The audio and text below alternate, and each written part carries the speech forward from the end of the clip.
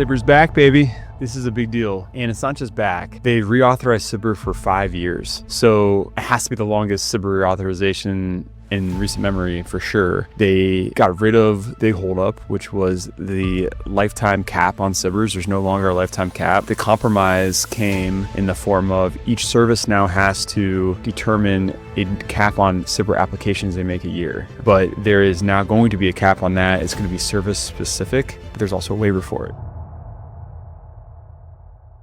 So if you're in a critical technology area, there's ways to put in a whole bunch more things with a waiver, a whole bunch more proposals with a waiver. But the big news is that $75 million lifetime SBIR award cap is dead. That was the big holdout from Joni Ernst in the Senate. And now that is no longer a problem. And the most important thing they did, and this is, not shocking. We were hoping that this would happen, but they are allowing for jumbo awards. So post phase 2, they're allowing for strategic initiative awards up to $30 million per award. Now that is a big deal. So let me break down how SBIR works. For those of you that don't know, you have phase 1 contracts. Those are normally in the $50,000 to $250,000 range. Normally in your phase 1, it's early stage development, it's conceptual, and you're trying to find some level of product market fit. You're trying to find a unit that maybe cares about your product, cares about your technology, cares about what you're doing. Your phase 2 is normally in that $1.5 to $2.5 million range or larger awards. You're expected to prototype something, and the prototype is kind of like the leave behind that kind of comes out of the SBIR program. That's like your artifact of delivery. You prototyped, you work towards some end. Now, the Air Force pioneered the direct to phase 2. Lots of other services now use direct to phase 2 authority, where you don't have to go to a phase 1 first. You can go directly to a phase 2. Now, all of these phase 1s and phase 2s are paid for out of the SBIR budget. The SBIR budget is populated based on a tax on all RDT&E appropriation, effectively 3.75% of the RDT&E appropriation, research, development, testing, evaluation appropriation gets taxed to create the pool of SBIR dollars. The Air Force in the past has had, $1.4 billion in SBIR funding because they have the most RDT&E programs. That will go down over time. You'll see Space Forces will go up as they get more and more RDT&E budget, even though they're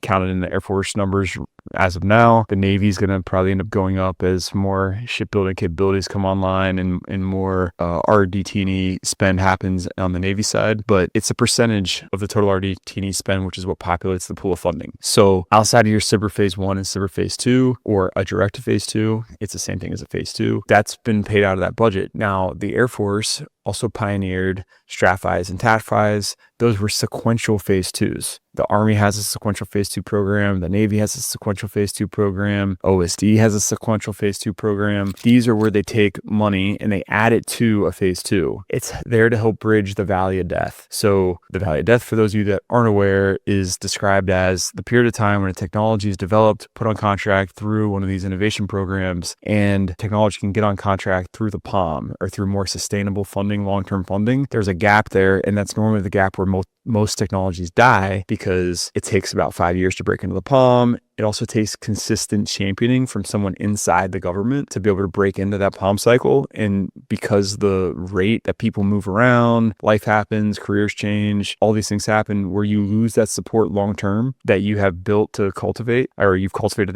that support over time, you've built that support. It wanes over time, possibly with personnel changes. And that also adds to the valley of death issue. These sequential phase 2s were aimed at providing additive funds so that there's that continued development of a technology, of a capability, so that eventually it breaks from the POM and gets funded. Most of the sequential phase 2 programs require some type of matching funds from the unit. So the unit has a little skin in the game, but the rest of the money comes out of the SBIR pot of funding that is populated based on that tax and RDT&E. Well, now they're allowing for these strategic initiatives, or these jumbo SBIRs, to go up to $30 million. Now that's really pushing the envelope and scaling a capability. It's going to be super impactful in space because it's tough to do anything in space for under $5 million.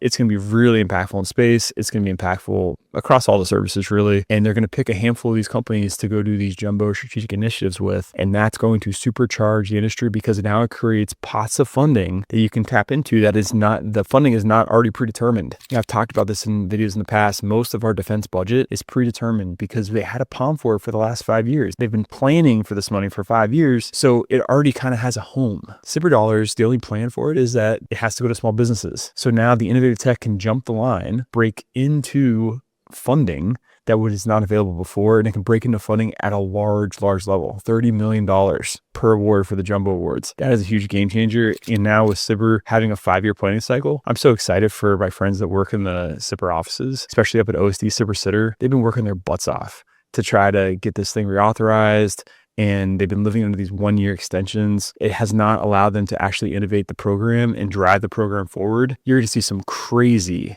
awesome changes come to this program because now they have 5 years where they aren't worried about reauthorization. They're worried about execution and development of the program to make it that much better. So I'm friends with these people. I worked with them in the past when I was in the government, and I'm super excited. I still talk to them now. I'm very excited to see what they're going to do with the SBIR program as a result of this 5-year time horizon that they have. And then hopefully, I think there'll be a little bit more OSD oversight. I particularly have a lot of confidence in Gina Sims at the OSD SBIR Sitter office. She is a genius and is super passionate about the SBIR program. She's going to drive this thing home and hopefully get all the services to align under what's worked. She's the one person that has purview over all the services and has seen what has worked across different services. And there's goodness coming out of the Navy. There's goodness coming out of the Army and out of AFWorks. And there's change in all these different services. So she's the one constant. OSD is the one constant. And if history serves itself as any indicator, we've seen OSD, specifically the R&E office, Emil Michael, pull up authorities into his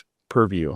So right now, SBIR sits inside of his bucket. They pulled the CDAO, DIU, all these innovation orgs inside his portfolio. What if they start doing some of that with SBIR authority that normally would reside at the agencies or at the department level? Maybe OSD is going to have a little bit more control. I'm for it. I think OSD knows what they're doing. I'm really excited to see what they can pull off. I expect to see DSIP be reinvented this year because everyone knows that's been a horrendous user experience for years. I'm excited to see how they increase engagement across all the SBIR stakeholders, to include all the people doing the work at the agency or department level, how they're interacting with the fourth estate, how they're bringing it to SBIR companies and creating opportunities amongst those SBIR companies to communicate and share best practices, and to do that with all the different SBIR operators. Another big change that you're seeing in this bill is how TABA can be used. TABA is a special type of funding that you're allowed to use for preparation to do business with the government. So a lot of times people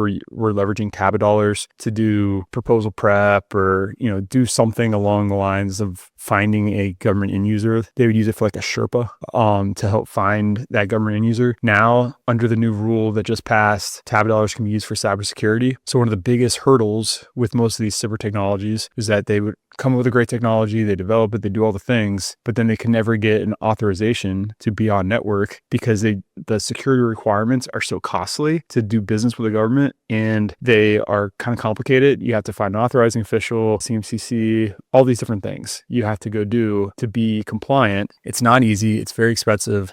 And technologies were dying because they didn't have the money to go spend on these things. They didn't have a good sight picture on what was actually required based on where they're going to deploy their technology, depending on which level or which impact level you deploy to, IL2, IL4, IL5, IL6. That's going to depend on all those security requirements that you have to go after. And most small businesses are never taught. So then the final thing that was in this bill is a whole bunch of phase 3 training dollars that are going to be made available to help units understand what it means to do a phase 3, to help provide, I think, some of this educational information around, what will be required of companies to do business with the government if they're doing certain types of technology development. Like I said, I'm super excited.